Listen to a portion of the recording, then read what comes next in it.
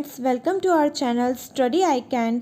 मैं सृष्टि चौहान आपके पास लेकर आई हूँ हिस्ट्री की क्लासेस जो आपकी सारी गवर्नमेंट एग्ज़ाम्स, चाहे वो एमपी की एसआई, कांस्टेबल, एमपीपीएससी हो या फिर एसएससी, रेलवे, इन सब में ये क्लासेस आपको यूज़फुल रहेगी। हमारा मोटिव सक्सेस के लिए स्मार्ट स्टडी करना रहेगा। तो फ्रेंड्स, आपको पहले से पता होगा, यदि आप पहले भी एग्ज़ाम दे चुके हैं या हो सकता है आपका फर्स्ट अटैम्प्ट है, तो आपको ये बता दें कि हर एग्ज़ाम में हिस्ट्री के क्वेश्चंस आते ही हैं। और लास्ट ईयर की ही बात करें तो एमपीपीएससी का जब पेपर हुआ था नॉन टेक वाला, तो उसमें 10 से 12 क्वेश्चन हिस्ट्री के ही पूछे थे। तो इस टाइप से आपको हर एग्ज़ाम में हिस्ट्री के क्वेश्चंस देखने को मिलेंगे। चलिए हम स्टार्ट करते हैं हमारी पहली क्लास, जिसमें हम ये पता करेंगे कि हिस्ट्री क्या होती है, उसको कितने पार्ट्स में डिवाइड किया गया है, हमारा सिलेबस क्या है, और हम डिस्कस करेंगे भारत का इतिहास। तो पहला क्वेश्चन माइंड में आता है कि इतिहास यानी हिस्ट्री क्या होता है। तो वो घटनाएं जो अतीत काल में 100% घटी हो, उसे हम क्या कहते हैं? इतिहास कहते हैं। इतिहास के जनक यानी फादर ऑफ हिस्ट्री कौन है फ्रेंड्स? हेरोडोटस से। अब ये तो पता चल गया कि हिस्ट्री क्या होती है, लेकिन इसका अध्ययन करने के लिए एक जर्मन इतिहासकार क्रिस्टोफ सेलियरस ने इसको 3 पार्ट्स में डिवाइड कर दिया। तो इतिहासकार के नाम को ध्यान में रखना है, जो है क्रिस्टोफ सेलियरस। तो क्रिस्टोफ सेलियरस ने हिस्ट्री को 3 पार्ट्स में डिवाइड किया। पहला है हमारा प्राचीन भारत यानी एंशिएंट इंडिया, दूसरा है हमारा मध्यकालीन भारत यानी मेडिवल इंडिया, और तीसरा है हमारा आधुनिक भारत यानी मॉडर्न इंडिया।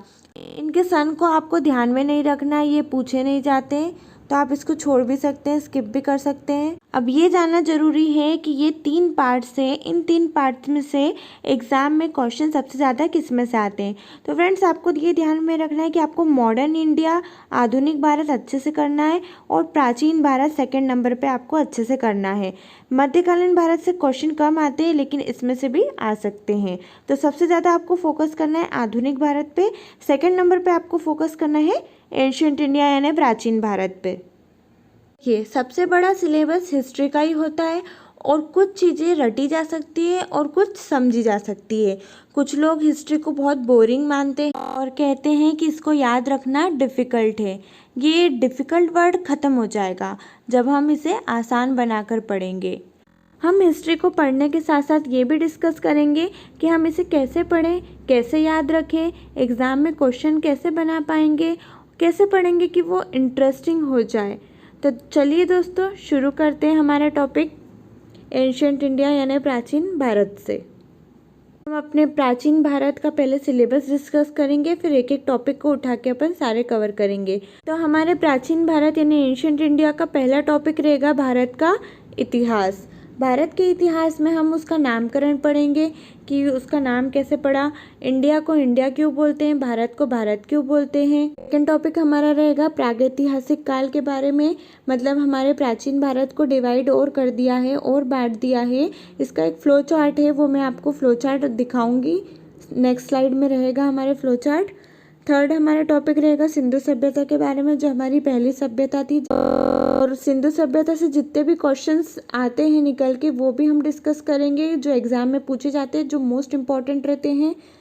सिंधु सभ्यता के बाद में हम पढ़ेंगे वैदिक सभ्यता के बारे में, जिसमें हम ऋग्वैदिक काल, वैदिक काल के बारे में डिस्कशन करेंगे, और हम चारों वेदों के बारे में भी पढ़ेंगे, जो है ऋग्वेद, सामवेद, यजुर्वेद और अथर्ववेद। उसके बाद मैं आपको 16 महाजनपदों के बारे में बताऊंगी, और उसकी राजधानी और कहाँ पे वो फैले हुए थे, उनके क्षेत्रों के बारे में डिस्कस करूंगी, और एक टेबल के माध्यम से हम उनको ईजिली याद भी कर लेंगे। आपको याद करना भी सिखाया जाएगा इसमें। आज का टॉपिक हमारा रहेगा धर्मों के बारे में, मतलब धार्मिक आंदोलन के बारे में, जिसमें हम जैन धर्म, बौद्ध धर्म, इस्लाम धर्म, वैष्णव, ईसाई, पारसी, ये सारे धर्मों के बारे में डिस्कशन करेंगे। फिर हम पढ़ेंगे मौर्य साम्राज्य के बारे में, जिसमें हमें मौर्य वंश का संस्थापक चंद्रगुप्त मौर्य के बाद उनके उत्तराधिकारी बिंदुसार, उनके उत्तराधिकारी अशोक, इन सब के बारे में डिस्कशन करना रहेगा। के बाद हम पढ़ेंगे मौर्योत्तर काल के बारे में, जिसमें हम कुछ साम्राज्य और कुछ वंश के बारे में डिस्कशन करेंगे और साथ ही विदेशी आक्रमण जो हुए थे हमारे इंडिया पे उसके बारे में भी डिस्कशन करेंगे। मौर्योत्तर काल के बाद हमारे भारतीय इतिहास के स्वर्ण युग कहे जाने वाले गुप्त साम्राज्य के बारे में हम डिस्कस करेंगे, जिसमें हम इसके संस्थापक श्रीगुप्त से लेकर इसके अंतिम शासक विष्णुगुप्त तक के बारे में पढ़ेंगे। इस तरह से मौर्य साम्राज्य के बाद मौर्योत्तर काल की बारी आई थी, ऐसे गुप्त साम्राज्य के बाद गुप्तोत्तर काल और पूर्व मध्यकाल के बारे में डिस्कशन करेंगे। तो चलिए स्टार्ट करते हैं हमारा टॉपिक भारत के इतिहास से, जिसमें हम आज पहले नामकरण देखेंगे कि हमारे कंट्री का नाम इंडिया और हमारी कंट्री का नाम भारत क्यों पड़ा। तो सबसे पहले हम भारत के बारे में देखेंगे। तो ये कोई एग्ज़ाम में नहीं आता इसके बारे में क्वेश्चन, लेकिन हमें कुछ बेसिक इन्फॉर्मेशन पता होनी चाहिए। जैसे भारत का नाम भारत क्यों पड़ा, तो इसके लिए अलग अलग विद्वानों ने अपनी अलग अलग बातें कही थी और अलग अलग विद्वान अलग अलग बातें मानते हैं। तो हमारे देश का नाम भारत क्यों पड़ा, तो पहली बात यह है कि ऋषभ देव के पुत्र का नाम भरत था और उन्हीं के नाम से भारत पड़ा। अब ऋषभ देव कौन थे, तो ऋषभ देव राजा मनु के वंशज थे और उनके 2 पुत्र थे, बाहुबली और एक भरत। तो बाहुबली को वैराग्य प्राप्त हो गया था, तो उसके बाद भरत बैठ गए थे अपने राजगद्दे पे। उसके बाद क्या हुआ, भरत को भी वैराग्य प्राप्त हुआ, तो ये भी जंगल चले गए। तो इनके नाम पे हमने हमारी कंट्री का नाम भारत रख दिया। सेकंड रीज़न हमारा ये है कि श्री राम जी के छोटे भाई का नाम भी भरत था। और तीसरा और आखिरी रीज़न ये है कि राजा दुष्यंत और शकुंतला जी के पुत्र का नाम भी भरत था। अब तीनों रीज़न में से सबसे ज़्यादातर विद्वान ये मानते हैं कि राजा दुष्यंत और शकुंतला के पुत्र का नाम भरत था, उसी के नाम से हमारे देश का नाम भारत पड़ा। अब भारत के बारे में तो हमें समझ में आ गया। अब हम देखते हैं हमारी कंट्री का नाम इंडिया इंग्लिश में क्यों पड़ा।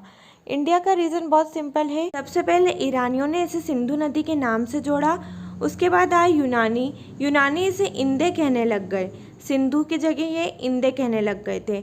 उसके बाद आए अरब, अब अरब ने इन्हें इंदे की जगह हिंद कहा। आखिरी में आए अंग्रेज और अंग्रेज इसे हिंद की जगह इंडिया बोलने लग गए और अंग्रेज़ों ने हिंद के आधार पे ही इसको इंडिया नाम दे दिया। तो ये हमारा इंडिया नाम जो है अंग्रेज़ों की देन है। हम हमारे फ्लो चार्ट को देखते हैं, जिसमें हमने प्राचीन भारत को भी डिवाइड किया है, उनको और बांटा गया है। जिनको ये नाम हिंदी में पढ़ने में डिफ़िकल्ट लगते हैं तो उसके लिए हमने एक इंग्लिश में भी फ्लो चार्ट बनाया है। इसके जस्ट बाद में ancient India, pre historic, proto historic, historic, stone age, copper age, palaeolithic, mesolithic और नियोलिथिक, एक एक करके हम जो सारे काल हैं उनके बारे में डिस्कस करेंगे। उसमें जो इम्पॉर्टेंट चीज़ें हैं जो main exam point of view से इम्पॉर्टेंट है उन्हें ही हम डिस्कस करेंगे। इनके प्रॉपर नोट्स भी आपको प्रोवाइड किए जाएंगे, लेकिन आप पढ़ते समय कॉपी और पेन को लेके ज़रूर बैठिएगा। जो इम्पॉर्टेंट पॉइंट्स है वो आप नोट डाउन करते जाइए ताकि आपको एग्ज़ाम में ईजिली माइंड में याद रहे। स्मार्ट स्टडी के थ्रू हमारे सारे क्वेश्चन हिस्ट्री के जो एग्ज़ाम में आएंगे उनको सही टिक करके आएंगे। इसमें आप एक चीज़ देख रहे होंगे कि इसमें मैंने लिख रखा है BC और AD। तो BC और AD क्या है फ्रेंड्स, ये है बिफोर क्राइस्ट और ये है एनो डोमिनी। तो आप देखते होंगे कि हमारा कैलेंडर है वो ग्रेगोरियन कैलेंडर के हिसाब से चलता है, यानी ईसाई कैलेंडर के हिसाब से चलता है। और ईसाइयों के धर्मगुरु कौन थे फ्रेंड्स, ईसा मसीह थे। तो ईसा मसीह के जन्म के पहले को हम बोलते हैं बिफोर क्राइस्ट, एनो डोमिनी को हम बोलते हैं ईसा मसीह के जन्म के बाद और उनकी मृत्यु के पहले के बीच के समय, मतलब जब वो जिंदा थे, उनकी लाइफ चल रही थी, उस समय को हम बोलते हैं AD। टॉपिक से रिलेटेड क्वेश्चन आते ज़रूर है एग्ज़ाम में। इस टॉपिक से रिलेटेड ये क्वेश्चन पूछ लिए जाते हैं कि आग का आविष्कार कौन से काल में हुआ था, पहिए का आविष्कार कौन से काल में हुआ, कौन से युग में हुआ। ये पूछ लेते हैं कि इस मनुष्य ने सबसे पहले धातु कौन सी यूज़ करी थी, और हमें इसके कृषि के या हमारे पशुपालन के साक्ष्य कौन से इलाकों से मिलते हैं, कौन सी जगह से मिलते हैं।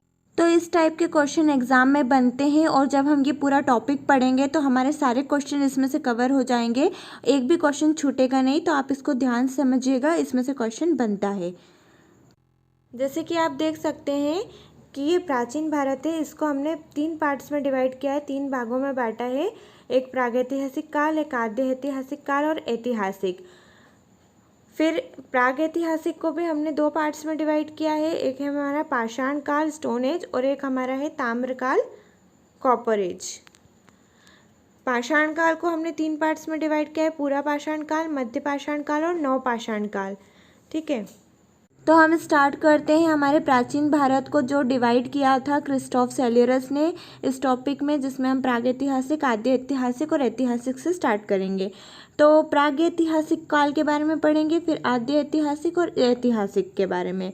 पाषाण युग हमारा हो जाएगा स्टोन एज वाला, पत्थरों का यूज़ किया था, जिसमें ताम्र यूज़ हो जाएगा हमारा कॉपर का, जिसमें Cu यानी कॉपर का यूज़ किया था मनुष्य ने। फिर पूरा पाषाण, मध्य पाषाण और नवपाषाण के बारे में स्टडी करेंगे। अब हम फ्लो चार्ट को समझना स्टार्ट करते हैं, जिसमें आज हम देखेंगे प्रागैतिहासिक काल, आद्य ऐतिहासिक काल, ऐतिहासिक, तीनों कालों के बारे में। और ये पूरा फ्लो चार्ट हम इस सेशन में समझेंगे।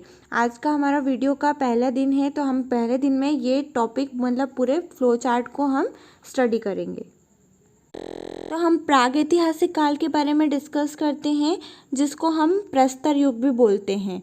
इसका एक और नाम है प्रस्तर युग, और इसको इतिहास के पूर्व का युग भी बोलते हैं। पहला हमारा हो जाता है प्रागैतिहासिक, उसके बाद हो जाता है हमारा आद्य ऐतिहासिक और उसके बाद होता है हमारा ऐतिहासिक। तो जो ऐतिहासिक है इसके पहले का है हमारा आद्य ऐतिहासिक और उसके पहले का है हमारा प्राग ऐतिहासिक। इसके कारण इसका नाम उसके पहले का युग पड़ा, क्योंकि प्राग ऐतिहासिक जो है हमारा वो आद्य और ऐतिहासिक के पहले का है, इसलिए इसका नाम इतिहास के पूर्व का युग पड़ा। हमें ये पता पड़ गया कि इसके 2 नाम क्या है, एक तो प्रस्तर युग और इतिहास के पूर्व का युग। अब इसकी डेफिनेशन मतलब इसकी परिभाषा क्या है, मतलब हम इसको अर्थ क्या होता है प्रागैतिहासिक काल का। देखिए, प्रागैतिहासिक काल वो काल है जिसमें मनुष्य द्वारा जो भी घटनाएं घटी है उसका कोई भी लिखित फॉर्म में, रिटन फॉर्म में अपने को जानकारी नहीं है, या उसका कहीं भी लिखित विवरण नहीं है। तो ये प्रागैतिहासिक काल जिसमें इतिहास का कहीं भी लिखित में विवरण नहीं रहता है, उसको हम प्रागैतिहासिक काल बोलते हैं। अब आद्य ऐतिहासिक काल, इसमें जो इतिहास है वो लिखा हुआ तो रहता है लेकिन उसको हम पढ़ नहीं सकते, इसलिए हम उसको आद्य ऐतिहासिक काल बोलते हैं। और तीसरा हमारा रहता है ऐतिहासिक को। तो ऐतिहासिक काल क्या रहेगा, जिसमें इतिहास जो रहेगा हमारा हिस्ट्री वो लिखा हुआ रहेगा, जिसमें हम समझ भी सकते हैं, पढ़ भी सकते हैं। तो इतिहास हमारा रिटन फॉर्म में रहेगा। तो हम एक बार शॉर्ट में देख लेते हैं कि हमने प्रागैतिहासिक, आद्य ऐतिहासिक और ऐतिहासिक में क्या डिफरेंस देखा। तो प्रागैतिहासिक में क्या रहता है कि हम इतिहास जो रहता है हमारा वो लिखा हुआ नहीं रहता है, उसको पढ़ा भी नहीं जा सकता। आद्य ऐतिहासिक में क्या रहता है, लिखा हुआ तो रहता है हमारा इतिहास लेकिन हम उसको पढ़ नहीं सकते हैं। और ऐतिहासिक में हमारा लिखा हुआ भी रहता है और पढ़ भी सकते हैं। एक बार फटाफट हम फ्लो चार्ट में देख लेते हैं कि हमने क्या डिस्कस किया है। हमने प्रागैतिहासिक काल देख लिया, आद्य ऐतिहासिक काल देख लिया और ऐतिहासिक, तीनों के बारे में हमने देख लिया है। अब नेक्स्ट हमारी बारी आई पाषाण काल की। तो पाषाण काल कौन सा होता है फ्रेंड्स, जिसमें मनुष्यों ने स्टोन्स का यूज़ किया, मतलब पत्थरों का यूज़ करा, और उन्होंने अपने रहने के लिए रॉक्स के मतलब पत्थरों के, स्टोन्स के घर बनाए। तो बहुत सारी चीज़ों के लिए उन्होंने पत्थरों का यूज़ करा इस काल में, इसलिए इसका नाम पाषाण काल पड़ा था। ताम्र काल में सबसे पहले उन्होंने धातु कौन सी यूज़ करी थी फ्रेंड्स, ताम्र करी थी, मतलब तांबा। तांबा मतलब अपना हो जाएगा इंग्लिश में कॉपर। तो कॉपर का मनुष्य ने सबसे पहले यूज़ किया था, ये धातु थी। ये क्वेश्चन पूछते हैं एग्जाम में, तो हम इसको ध्यान में रखेंगे कि मनुष्य ने कौन सी धातु यूज़ करी थी, सबसे पहली तांबा यूज़ करी थी, इसलिए इसका नाम पड़ा है ताम्रकाल। पाषाण काल को भी डिवाइड कर दिया है 3 पार्ट्स में, पूरा पाषाण, मध्य और नवपाषाण में। तो इसको क्यों डिवाइड करा है, क्योंकि जो पाषाण काल था मतलब इनका धीरे धीरे विकास होते जा रहा था, इसलिए इसको 3 पार्ट्स में डिवाइड किया। ये जो पाषाण काल है इन तीनों टॉपिक में से क्वेश्चन आता है तो इसको आप ध्यान से पढ़ेंगे कि इसमें किस किस चीज़ों का आविष्कार हुआ है और कौन सी चीज़ कब यूज़ करी गई थी। तो पाषाण काल को हम अच्छे से डिस्कस करेंगे, एक एक टॉपिक को, पूरा पाषाण, मध्य पाषाण और नवपाषाण को। तो हम स्टार्ट करते हैं हमारा टॉपिक पाषाण काल के अंदर पूरा पाषाण काल का, जिसका समय क्या था 5 लाख BC से 8000 BC तक। 5 लाख BC से 8000। अब ये आप ध्यान में रख लेंगे इसको, इस चीज़ को बहुत ईजिली याद रख सकते हैं कि 5 लाख से हमको चालू करना है, कहाँ तक जाना है 8000 तक, फिर 8000 से चालू करके 4000 में आना है, फिर 4000 से कम करके हमें कहाँ पे आना है 2500 पे आना है। ठीक है। प्रागैतिहासिक काल में हम डिस्कस करते हैं पाषाण काल की, जिसमें हमारा पहला क्या रहेगा पूरा पाषाण काल, मतलब पैलियोलिथिक एरा। पैलियोलिथिक यानी पूरा पाषाण काल का समय क्या था 5 लाख BC से 8000 BC। अब इसका दूसरा नाम भी था पैलियोलिथिक का, इसको फ्लेक कल्चर भी कहते थे इस काल को। इस काल को फ्लैग कल्चर यानी फलक संस्कृति क्यों कहते थे, क्योंकि जो इस टाइम का मनुष्य था वो फ्लैग उपकरण का यूज करते थे। फ्लैग क्या होता है, कौन सा टूल होता है, मैं आपको अभी पिक्चर में दिखाती हूँ। आप इस पिक्चर में देख सकते हैं कि जो पूरा पाषाण काल मतलब हमारे पैलियोलिथिक एज के जो लोग थे वो इन पत्थरों का उपयोग करते थे शिकार करने में या आग जलाने में। इन पत्थरों का वो यूज़ करते थे, इसलिए इनका नाम पड़ गया फ्लेक कल्चर। अब आज के ज़माने में तो हम माचिस वगैरह का यूज़ कर लेते हैं आग जलाने के लिए, लेकिन जब पूरा पाषाण काल था तब तो माचिस नहीं बनती थी, तो वो क्या करते थे इन फ्लेक्स मतलब पत्थरों का यूज़ करके आग जलाते थे। इसलिए हम बोलेंगे कि आग का आविष्कार भी जो हुआ था वो पूरा पाषाण काल के दौरान ही हुआ था। अब इनको रहने के लिए कोई जगह तो चाहिए थी, तो इन्होंने क्या किया पत्थरों के घर बनाना चालू कर दिए, जिसे हम रॉक शेल्टर बोलते हैं। रॉक शेल्टर्स में वो रहने लग गए, मतलब मानव शैलाश्रयों में रहने लग गए वो। अब पत्थरों से इन्होंने क्या किया औजार बनाना स्टार्ट कर दिया, क्योंकि इनको आग जलाने के लिए, शिकार करने के लिए, खुदाई करने के लिए ज़रूरत पड़ी औजारों की। तो अब उनके पास इसके पत्थरों के अलावा कुछ भी नहीं था, तो उन्होंने क्या किया कि पत्थरों का यूज़ करना चालू कर दिया और उन्होंने पत्थरों से कुल्हाड़ी बनाई, खुरचनी बनाई, उन्होंने ये सब औजार बनाना चालू कर दिए थे। अब हमें पता कैसे चला कि उन्होंने कुल्हाड़ी बनाई है, खुरचनी बनाई है, तो एक इतिहासकार थे जिनका नाम था रॉबर्ट ब्रूस फुट। हमें इन औजारों के बारे में पता पड़ा हमारे इतिहासकार रॉबर्ट ब्रूस फुट से 1863 में, जब इन्होंने पूरा पाषाण काल में जो भी औजार यूज़ करे थे उनके बारे में खोज कर दी थी। अब जो पैलियोलिथिक पुरुष थे, तो पैलियोलिथिक पुरुष मतलब पूरा पाषाण वाले पुरुष जो रहते थे उनको क्वार्जाइट मैन भी कहते थे। और उनको क्वार्जाइट मैन क्यों कहते थे, क्योंकि एक क्वार्जाइट करके एक स्टोन आता है वाइट कलर का, जिसको वो यूज़ करते थे।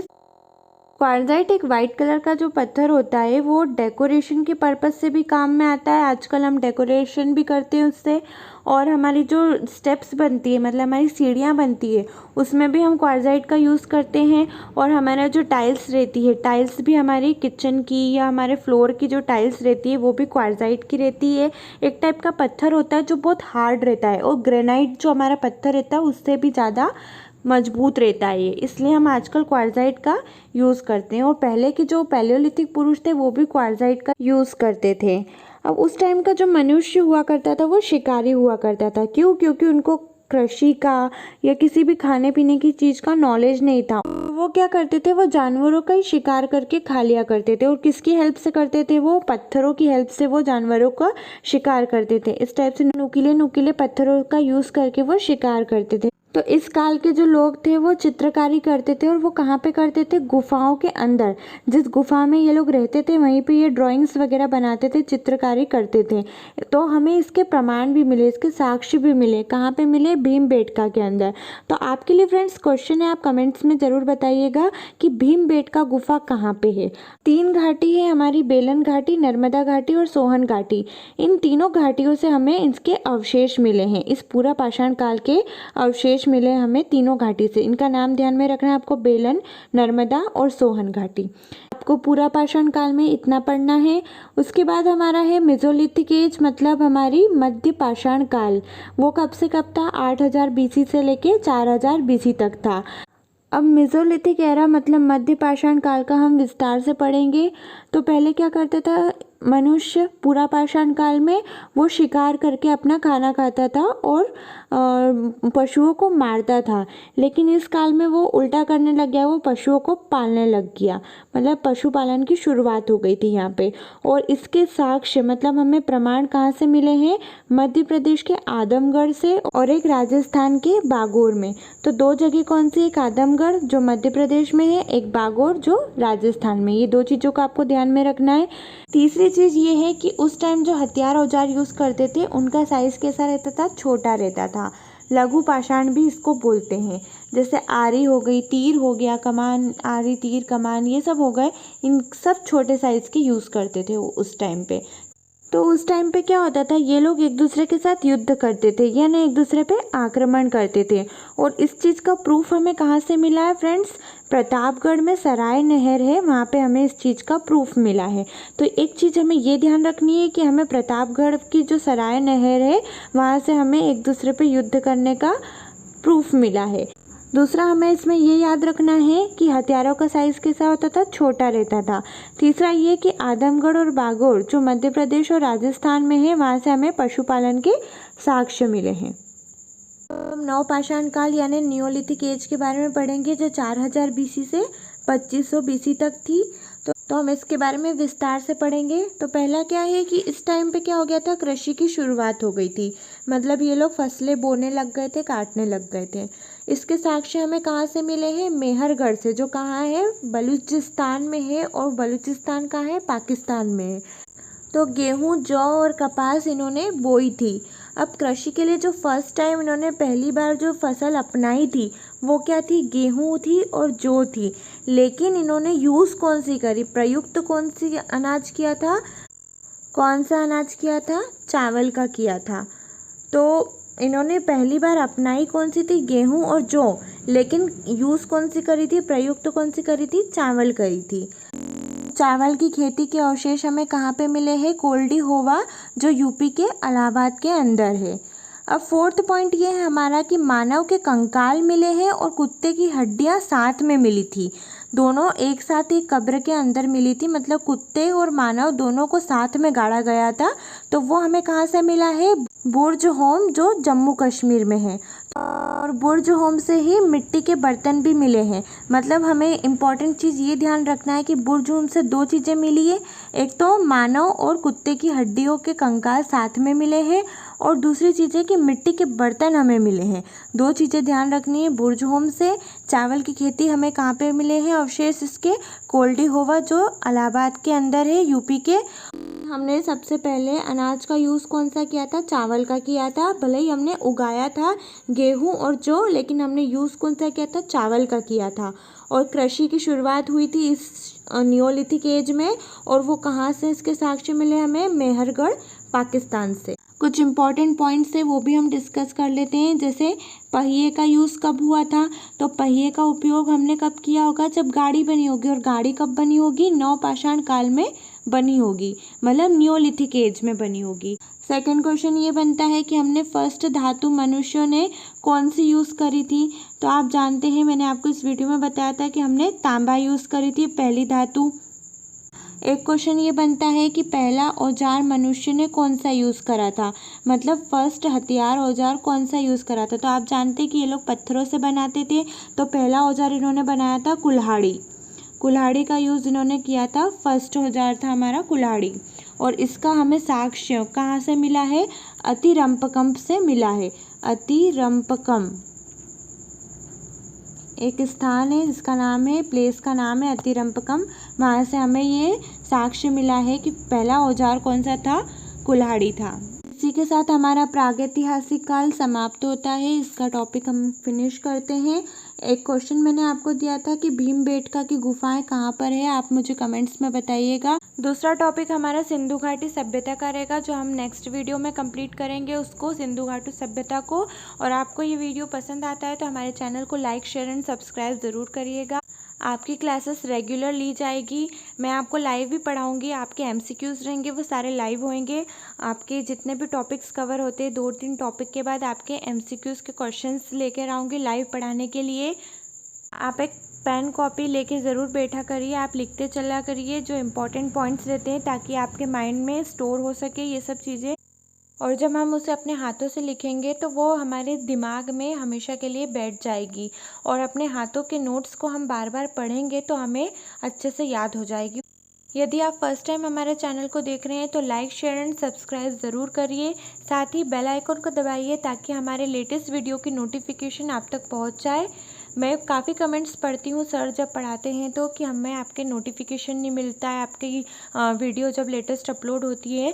तो आप एक काम करिएगा, उसमें बेल आइकन जो रहता है उसको दबा दीजिए, तो जैसे ही वीडियो अपलोड होएगी आपके पास नोटिफिकेशन आ जाएगा कि आपकी वीडियो अपलोड हो गई है, हिंदी की हो, चाहे मैथ्स की हो, चाहे इंग्लिश की। तो नेक्स्ट टॉपिक में हम पढ़ेंगे सिंधु घाटी सभ्यता के बारे में।